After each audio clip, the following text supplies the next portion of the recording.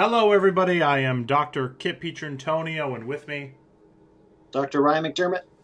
And now it is time to do the research roundup. Research roundup. The first study is called Walking on Eggshells. It's a qualitative examination of men's experiences of intimate partner violence. So basically this researcher, Elizabeth Bates, from the University of Cumbria in the United Kingdom, what she did is she interviewed male survivors of intimate partner violence. Majority of them were heterosexual, so these were women abusers that they were reporting on. And she just was looking for themes about those experiences. So 3 themes that really stick out to me, Kip: coercion, control, physical aggression, and psychological aggression. The reason they stick out to me is they're very similar to what we see when women report about the abuse they've experienced. Right. And I think that's pretty interesting because when we think about men being like abused by women, I think what most people picture is like somebody being slapped in public or something like that, but not necessarily like emotional, like the coercion thing. You know, I think of clients I've worked with where somebody has been like made to feel excessively guilty for like wanting to go out with friends or wanting to, just go to work or like not coming home from work. And so those are kind of the examples that I think of. How about you? Exactly. I think of like almost like stereotype things I've seen in movies, Yeah. And one thing I always noticed in those movies is that the audience members usually laugh. Like, for instance, a woman hits a man with a frying pan or something, and people laugh about it. But if it were switched around, if it was a man hitting a woman, it wouldn't be that funny, of course. But I was struck by the similarities and the this paper has a number of descriptions of what happened, and they sound very similar to not only my own clinical experience working with both men and women who have been in abusive relationships, but they sound really similar to like what women typically report in the research. Right. So kind of overall of the study is interviewed these men who were in abusive relationships. Those men reported very similar themes to what women experience in a abusive relationship. Pretty interesting study. If you want to, I'll have it right below here. Go ahead and check it out. What do we got next, Ryan? All right, so the next one is Adonis on the apps, online objectification, self-esteem, and sexual minority men. The lead author on this is Aaron Breslow at the Department of Counseling and Clinical Psychology at, this time is Columbia. But one of our old friends, Mike Parent, is on here from our division. So I thought it'd be kind of a cool thing to highlight the work he's doing and them together.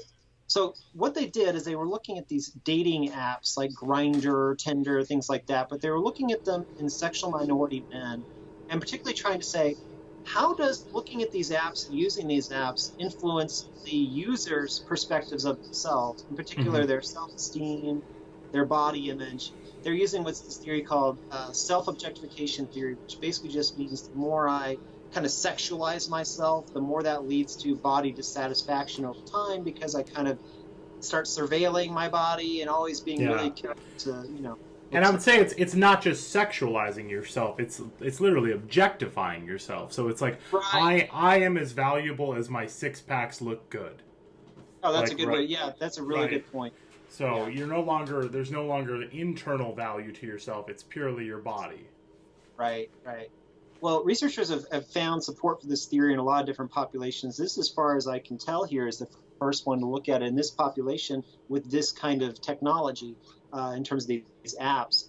And what they found is that there was support for this theory, that the more you're using these apps, the more ultimately your self-esteem was decreased in terms of your body self-esteem.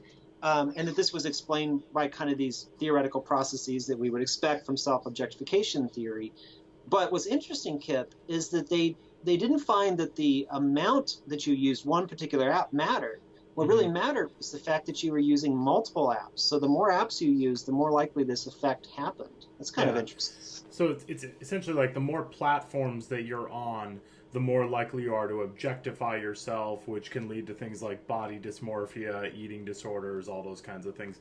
Yeah, that's interesting that if you're just like on Grindr every single day, that wouldn't be as impactful. Maybe it's just if you're on Grindr and you're on, Hinge and you're on Tinder and you're on Bumble, you're like being objectified in so many different domains, I guess. Maybe Yeah, that's what kind yeah. of does the trick. I'm not really sure. That'd be a great, like, I'd love to ask Mike why that kind of happens. So, Yeah, and I'd also be curious if it happens in heterosexual dating apps as well. In theory, it could, right? Because it's just any mhm. kind of objectification.